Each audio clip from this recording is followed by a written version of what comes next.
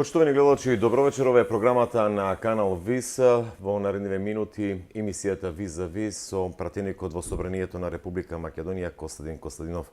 Пратениче, добро вечер, добре додовте. Благодарам што се озвавте на поканата да поразговараме за актуалните состојби во нашава земја. Добро вечер, благодарам за поканата. Се надам дека ќе имаме една плодна дискусија која што ќе биде во интерес на граѓаните на општина Струмица на Република Македонија. Не само на општина Струмица, туку и на целиот југоисток. Во наредниве минути за и околу актуалните случувања во нашава земја, како на политички, меѓународен план, но и на економскиот од аспект на актуелното владеачко мнозинство. Вие вчера имавте пресконференција каде што тема ви беше лидерот на опозицијата Христијан Мицкоски. Во врска со неговите советнички надоместоци тврдите дека ја манипулирал јавноста со дека не примал, а вие впрочем докажувате дека сепак примал пари од претходниот владеачки кабинет како советник на премиерот Груевски, екс-премиерот. Така. Она што треба на почетокот да го констатираме и да го расчистиме.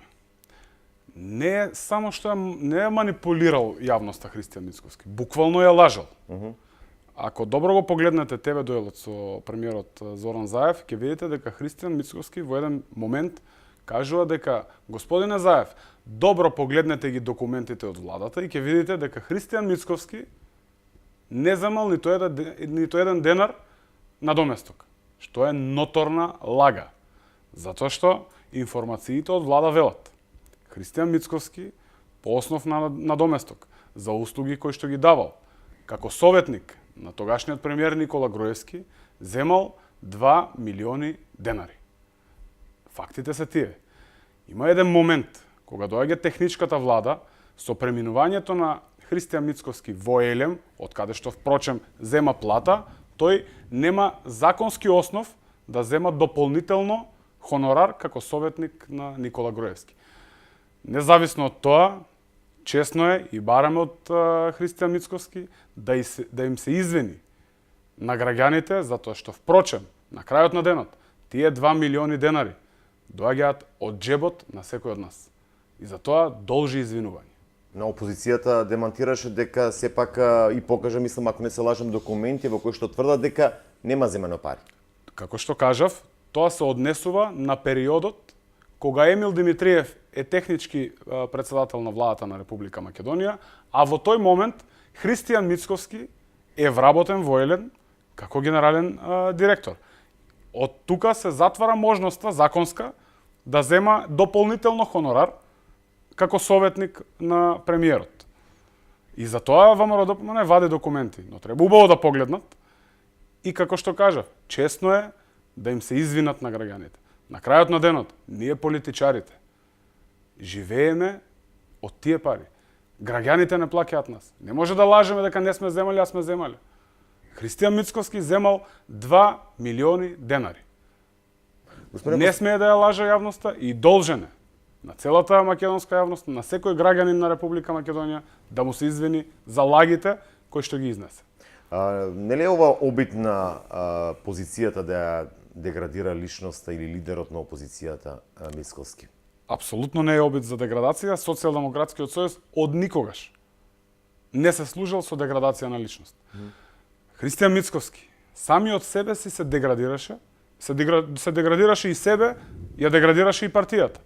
Со тоа што буквално во ТВ дуелот ги лажеше сите граѓани. Го лажеше премиерот и сите граѓани кои што го следеа тој дуел.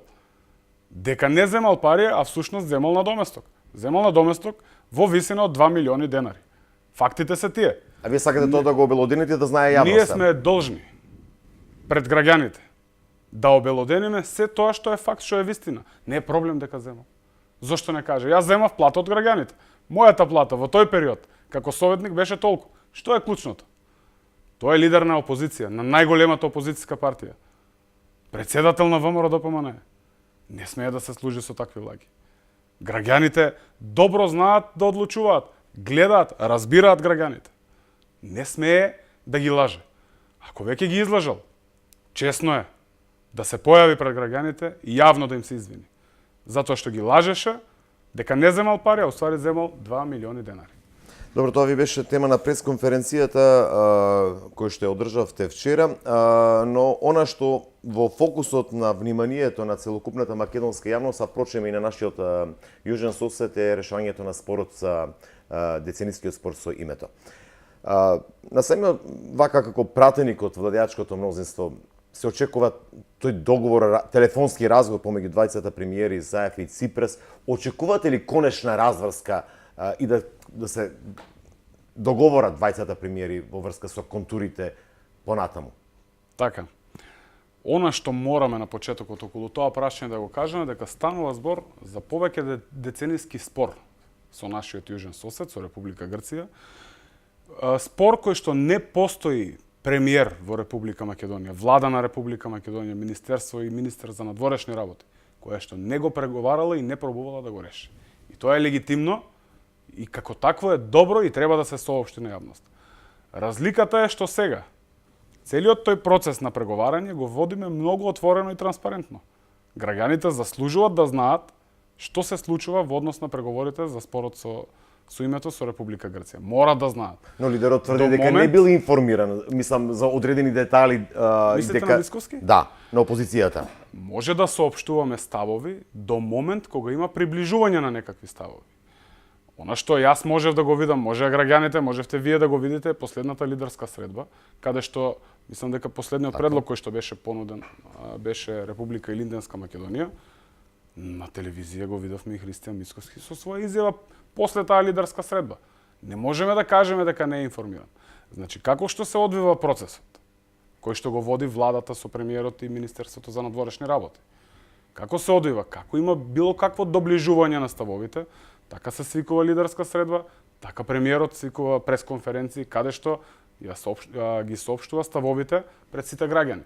Многу отворено и многу транспарентно. Овде нема муабети по телефон, како што беше тоа во минатото што го слушнавме од бомбите.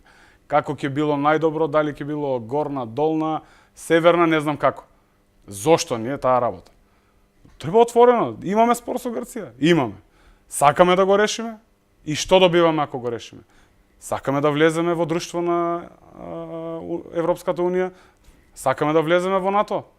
Столтенберг дојде во собранието на Република Македонија, имаше многу опфатен говор каде што јасно порача. Во Република Македонија со промените се случија сериозни позитивни поместувања.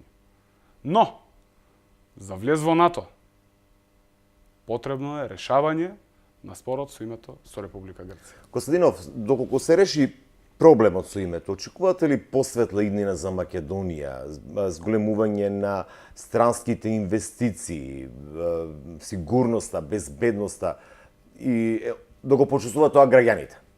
Апсолутно. Значи, влезот на Македонија во НАТО, почетокот на преговорите со Европската Унија, кој што знаеме дека преговорите се добри за една држава да ги почне и тоа е процес кој што трае, што всушност значи спремање на населението за она што значи член во Европска Унија. Треба подготовки, треба да исполнуваме критериуми, треба да им ги кажеме на граѓаните вистинските вредности кои што ќе ги добиеме како држава. Што велите вие и од економски план, но и од безбедносен план. НАТО значи и вредности за една држава. Немаме ние друга алтернатива освен ЕУ и НАТО. Еве, ако имате некоја, слободно можете да ми ја кажете па да продискутираме. Но суштински е граѓаните да бидат запознаени и суштински е да им се даде време во целиот тој процес да природно станеме европјани. Не може членка на Европска Унија да се стане преку ден. Тоа е процес кој што трае, но отварањето на едно такви, започнувањето на едни такви преговори апсолутно значаат повеќе инвестиции, значат посериозни системи и стабилни системи и значат контрола која што никој нема да се дрзне да наруши некакво функционирање на државата во смисла на правосудство, во смисла на институции. Никој нема да проба да ги чепне, се со цел остварување на некакви лични интереси. Тоа значи Европска Унија и НАТО. Политички не ми одговоривте. Очекувате ли овој викенд дека ќе се слушнат Заев и Ципрас и дека конечно ќе... Јас очекувам што е можно поскоро и посакувам што е можно поскоро да дојде до некакво приближување на ставовите со Република Грција, помеѓу Република Грција и Република Македонија. Се наоѓаме во еден специфичен процес, буквално во финална фаза се веќе преговорите, од она што можеме да го слушнеме и од она што го изјавува премиерот Зоран Заев. Не би сакал сега да навлегувам во детали што би било кога би било, се со цел да не нарушам нешто и да не направам некој. Затоа ќе оставиме во однос на тоа прашање ќе оставиме за некоја наредна. Јас сум апсолутен оптимист дека конечно после толку години ќе го решиме конечно овој спор со Република Грција и ќе изградиме вистински перспективи во Република Македонија и иднина и живот за сите во нашата држава. Сметате ли дека опозицијата сепак ќе застане за било кој предлог и решавање на овој спор со соседна Грција кој што е повеќе децениски? Вие сте политичар во моментов од владеачкото мнозинство, се дружите таму со колегите од опозицијата. Как перцепцијата ваша? Јас сум Мислиш ли дека ќе застане и опозицијата? Вака сега и кај мене во однос на тоа што би како би постапила опозицијата и кај мене има поделени мислења. Таму има луѓе кои што дефинитивно се за решавање на спорот со името. И таму има луѓе кои што сакаат решение. Сакаш да кажеш кај ВМРО ДПМН дека сака да го решат? Има и во дело и кај членството на ВМРО ДПМН и кај одредени функционери. Но тоа е нивно интерно прашање. Моје лично мислење е дека тие, како најголема опозицијска партија, имаат и како голема одговорност по однос на ова прашање. Слушнав и видов на последниот митинг кој што го има ВМРО ДПМН, практично се огради од било какво решение. Не може од една страна сакаме влез во Европска унија, сакаме НАТО, од друга страна секој висок представник кој што дошол во државата ги поздравува реформите кои што ги прави оваа влада, но напоменува дека клучно за било какво сериозно поместување во однос на интеграција на државата во ЕУ и НАТО мора да се реши спорот со името. Да, ама опозицијата вели не по секоја цена. Па и ние велиме не по секоја цена. Ние не го решаваме спорот со името по секоја цена. Она што е суштински да се каже дека идентитетот наш македонски е апсолвирано прашање, зачуване. Јазикот зачуване. Тоа се клучните работи. ВМРО имаше предлог на последната лидерска средба, го слушнавме Христијан Мицковски дека го одби. Категорично го одби предлогот Република Илинденска Македонија, што е нивна работа. Јас не би сакал да се мешам во ставовите на ВМРО ДПМН, но со тоа ВМРО се практично се откаже од ВМРО ДПМН се откаже од ВМРО. Во ред. Рековме дека во фокусот на вниманието е решавање на спорот со името, тоа претежно сите граѓани ќе го кажат. Прашање до вас, господине Костадинов, сметате ли дека не се запоставени останатите владени политики во овој период од една година? Апсолутно сметам дека не е заоставен ниту еден дел од функционирањето на државата. Може би фокус е ставено на надворешна политика. Зошто е ставен тој фокус? Па ќе кажам, процесите се одвиваат паралелно. Но гледајќи го, предпоставувам, имате таков заклучок, гледајќи го она што се случува низ медиумите, што може да фокусот е така. Некако, решавањето на едно такво крупно прашање значат многу перспективи, како што ви кажав. Завршувањето на спорот со името или решавањето, на кое што морам да напоменам.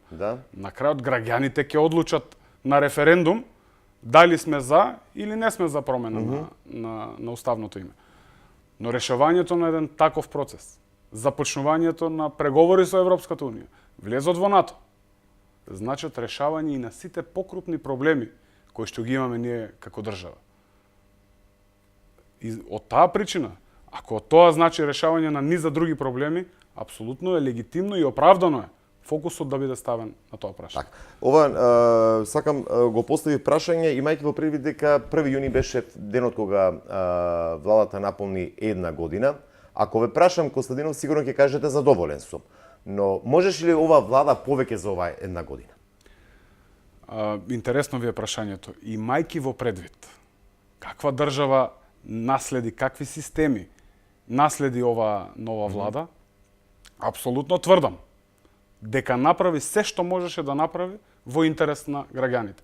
Дали можеше повеќе? Сигурно дека можеше повеќе, доколку не наследивме толку гнила, буквално кажано, гнил систем.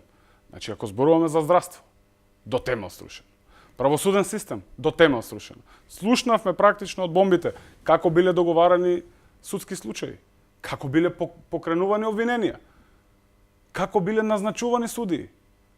Сите тие работи, значи, морам да напоменам, имаме истрошено претходната влада 600 милиони евра по основ на еден проект во еден квадратен километар. Зашто? За споменици, за барокни фасади, за жални врби во Вардар и за галии. Кога ти наследуваш еден таков систем, кој што не можеш ни да претпоставиш дека некој таков душман е бил на државата, а тоа да ти бил премиерот на државата во тоа време. Мораме прво нешто што треба да го направиме е стабилизација.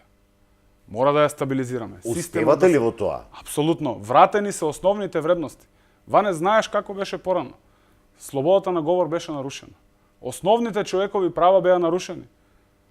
Кога тие вредности ќе ги вратиме на местото каде што треба да бидат, после може да ги градиме и другите работи. Во една таква држава со нарушени вредности, после такво злосторничко водење на држава, апсолутно ни треба период и на адаптација и на стабилизација. Стабилизација и во делот на економијата и во другите делови и во други аспекти кои што се суштински за нормално функционирање на една држава. Но сигурно како политичар, како пратеник во вашите контакти со граѓаните ќе го слушнете самиот став дека премногу се очекувањата и дека се нестрпливи да ги видат тие бенефити од вашите владени политики. Морам да споменам, граѓаните чувствуваат бенефити, но добро е што прават притисок. Добро е што прават притисок, барајќи уште. Точно е, ветивме живот. Го носиме животот за сите. Морам да кажам уште нешто. Да. Последната информација која што сподели и вице-премиерот Коче Ангјушев, а и јас имав пресконференција по однос на тоа прашање. Само во првиот квартал од 2018 година имаме директни странски инвестиции во Република Македонија од 235 милиони евра. Во првиот квартал. Тоа се првите 3 месеци Тоа се првите 3 месеци од година. 2018 година. Зошто? Затоа што ствараме и креираме стабилна бизнис клима во државата. Кога ќе имаш една такво бизнис позитивно обкружување, и домашните и странските инвеститори се охрабруваат да инвестираат во државата. Ако имаме такви инвестиции во државата, нормално е дека бенефит имаат граѓаните. Што е најважно и што е суштински да се каже во тој дел? Да. Имаме инвестиции од 235 милиони евра во првиот квартал, при тоа немаме истрошено ниту еден денар пари на граѓаните. Мислите за реклама, за инвестирање, роудшоу? Како што тоа Да. го правеше претходната влада, која што истроши и трошеше 250 милиони евра по основ на роудшоу, по основ на промотори. Не ни требаат промотори. Годишно толку пари се фала? Толку се фрла. Не ни требаат промотори, не ни треба роудшоу. Џабе ни се промотори ако ти немаш стабилно обкружување внатре во државата. Ако имаш институции кои што нема да им бидат од помош на тие инвеститори. Ако има, не знам, многу бирократија. Знаеме инвеститорите што сакаат. Стабилност, стабилен систем. Не ќе да гледат секоја година избори.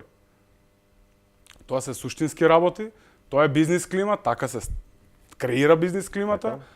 И креирањето на бизнис климата носи позитивни резултати во однос на инвестиции, без при тоа да имаме потреба да трошиме милионски суми на промоции и на роучоа и на промотори. Да, Коче Ангјушев, вице-премиерот, ја спомна таа 235 милиони евра бројка, мислам дори ја извлече како податок и од Народна банка на Македонија, нели, кој што ги мери тие инвестиции. Но колку сето тоа може да придонесе за обичниот човек? Рековте дека ќе има придобивки, но сепак тие очекуваат тој живот кој што им го ветивте. Дали со овие странски инвестиции на некој начин вие можеби се фокусирате само во делот на бизнисмените или пак? Не. Сега веднаш ќе одговорам на прашањето. Многу добро прашање и треба граѓаните да знаат. Да не се добие чувство дека минималната плата во Република Македонија е 12.000 денари. Значи го зголемивме прагот Да. и отворивме таа спирала на покачување на платите. Имаме 90.000 граѓани кои што земаат поголема плата.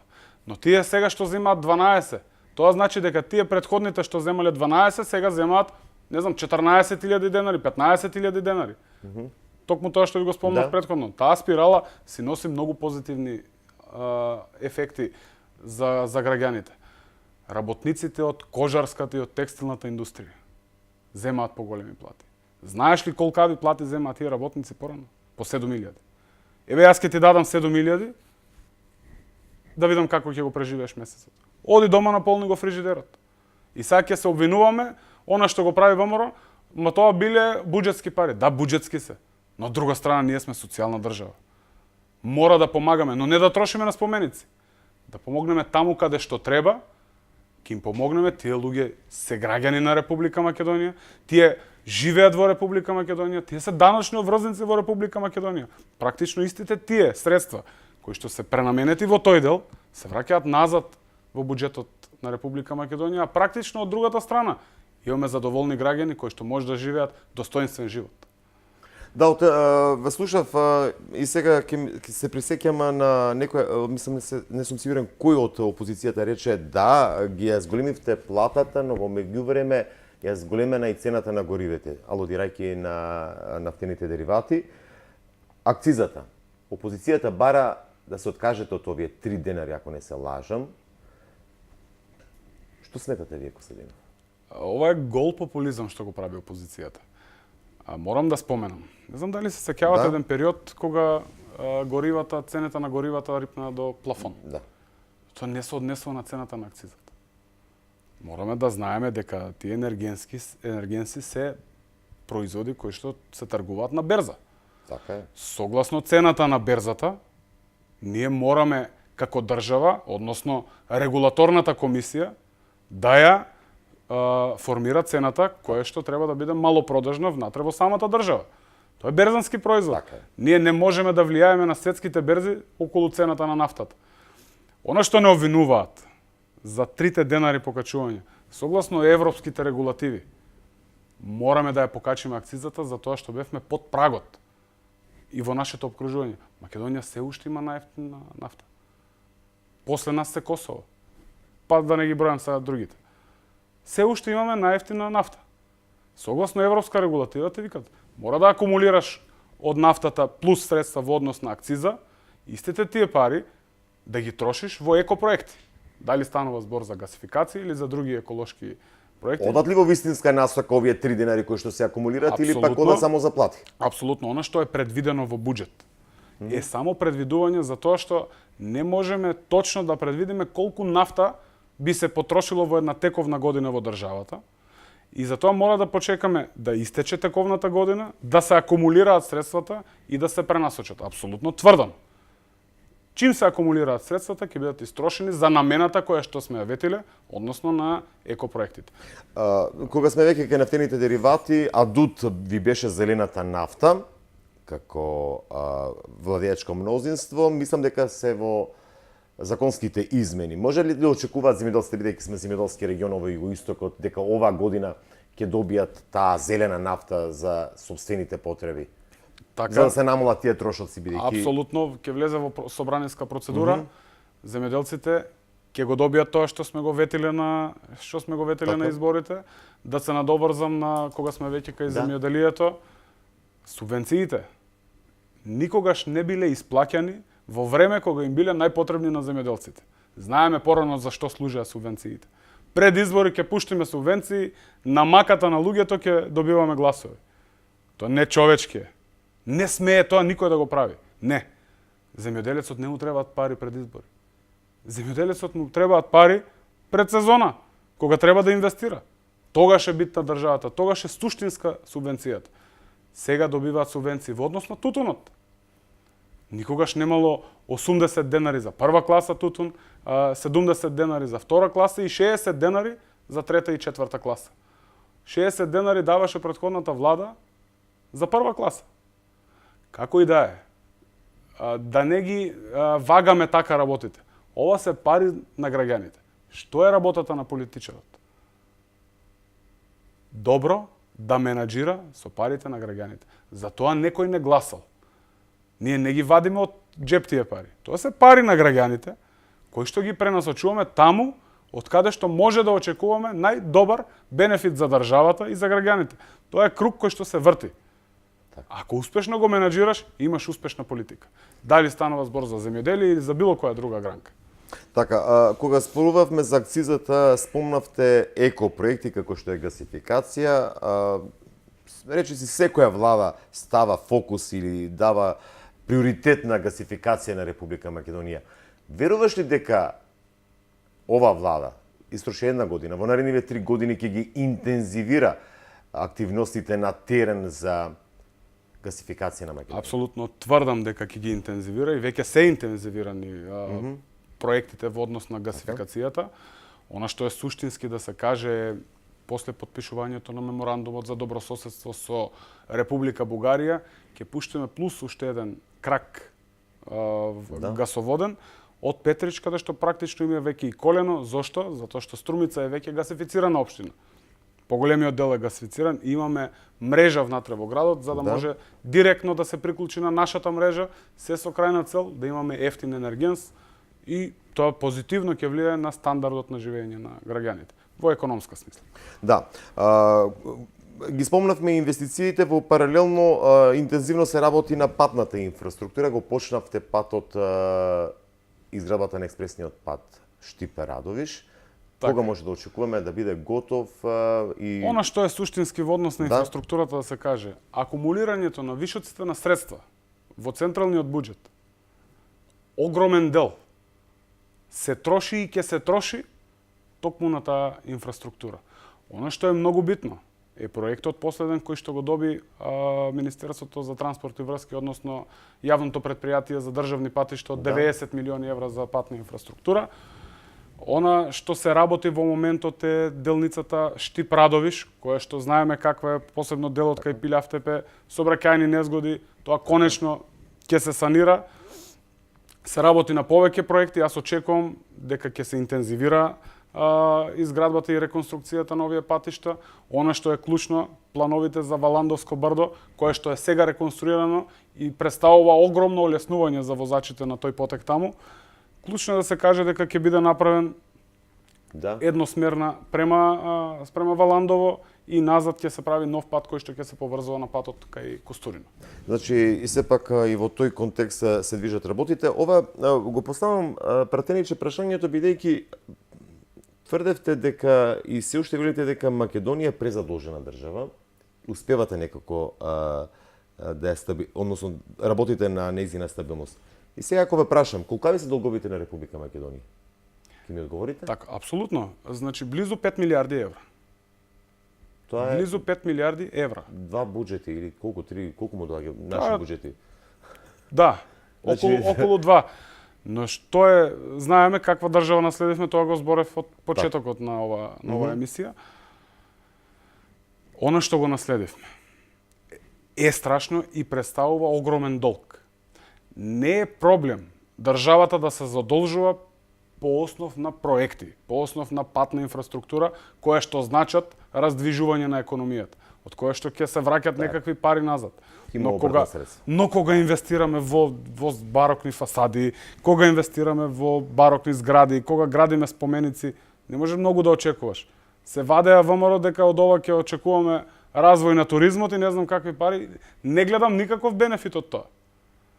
Она што е сега клучно е да се санира во финансиска смисла. Сега што се случи? Издадовме евроврзница од 500 милиони евра по историски најниска каматна стапка 2,7%. Тоа е сериозно олеснување за државата. Претходната влада се задолжуваше на близу 10% камата. Ние тие камати мора да ги сервисираме. Така е. Фактурите секојдневно пристигаат од Но поважно каде ќе бидат насочени овие пари? Како што кажав, голем дел ќе биде пренасочено во инфраструктура, секако ќе биде насочено во поддршка на инвестициите и домашни и странски, ќе биде пренасочено во земјоделието, зголемувањето на субвенциите и нивната редовна исплата, значат бенефит за граѓаните, но како што кажам, Последно е истите пари да можат да се свртат, да завршат во државата, за да го направиме тој круг кој што ќе функционира вистински. Како што кажав, акумулацијата на тие средства ќе се троши на суштински проекти, како патната инфраструктура, подршка на инвестициите и ќе имаат последен бенефит ќе имаат граѓаните на Република Македонија. Освен на централно ниво, свесни сте дека долгови и во долгови беа се и единиците на локалните самоуправи. Тоа го сакав да го продолжам. Премиерот мислам дека најави дека можно е одредено сервисирање. Не е туку едноставно да им се помогне на општините кои што се презадолжени. Во тој контекст, можат ли наскоро општините и да очекуваат помош за да ги надминат тие проблеми, бидејќи некако проектите им се кочат и мора државата да помога? Значи, како што се соочуваме со сериозни потешкоти на централно ниво, како централна влада, морам да споменам дека исто и локалните власти се соочуваат со апсолутно исти или слични проблеми. Значи, наследија големи долгови. Наследија долгови кои што пари кои што биле трошени за некакви непродуктивни цели и сега истите тие треба да се сервисираат. Веројатно, како централна влада, со Министерството за финансии и за економија, ќе подпомогнат на општините комплетна исплата на сите долгови, не знам како би се случило, не е тешко, но не знам како би се случило, за тоа прашање најдобро ќе одговори премиерот или министерот за финансии. Суштински за општините да аплицираат за европски проекти. Како што тоа го правевме во Струмица. Значи имаме со европски проекти се направени крупни инвестиции како што е пречистителната станица за отпадни води.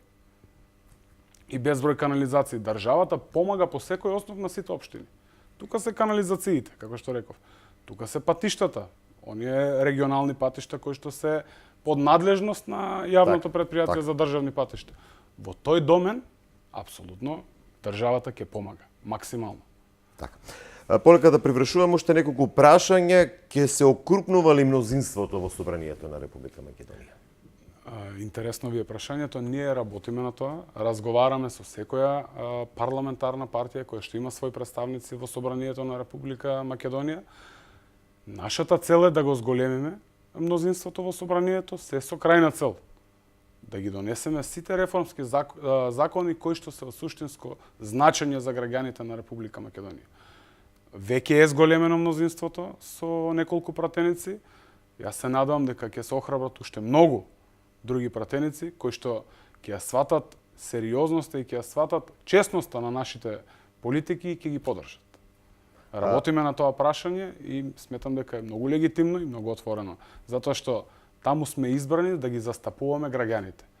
Покрај што доаѓаме од различни политички опции, последно нешто на кое што треба да помислиме се партиите. На прво место треба да не бидат граѓаните и нивните интереси. Дали е тоа во моментов така во Собранието или? Јас сум оптимист дека работите одат на добро во Собранието, изгласани се повеќе закони, морам да кажам дека за одредени закони имаме поддршка и имаме договор заедно со опозицијата. Не поддржи. Верувам дека и за идни крупни и клучни работи ќе добиеме иста таква поддршка. И само за крај, која е поудобно столче, ова што беше како вршител на должноста на градоначалник во Струмица или овој пратеничкото? Столчето не е битно, јас можам и без столче. Ако се работи за граѓаните, не ми е ништо проблем. Јас сум човек кој што е посветен на политиката, мене ми исполнува таа работа, независно од функцијата, ќе бидам тука во служба на граѓаните. Костадинов, јас ви благодарам што бевте дел во емисијата Визави на програмата на Канал Виса. Одгатнавме неколку работи и теми, јавноста да дозна да биде информирана за она што е како актуелно. Се надеваме дека нема да бидете за последен пат овде, бидејќи имаме прилично сте транспарентен и отворен за комуникација со медиумите, морам да признам. Мене ми е должност пред граѓаните, мене ми е должност пред вас како медиум да бидам секогаш транспарентен како се движат сите процеси во државата. Од било кој аспект, сум должен на локалните телевизии, на националните телевизии, во непосредни средби со граѓаните да ги информирам за она што се случува и што ќе се случува во државата. Затоа ви благодарам на поканата и ви стојам на располагање. Благодарам уште еднаш што се озвавте на нашата покана. Вам, почитувани гледачи, ви благодариме за вниманието со кое што не следете визави за недела дена повторно од ова студија. Пријатно.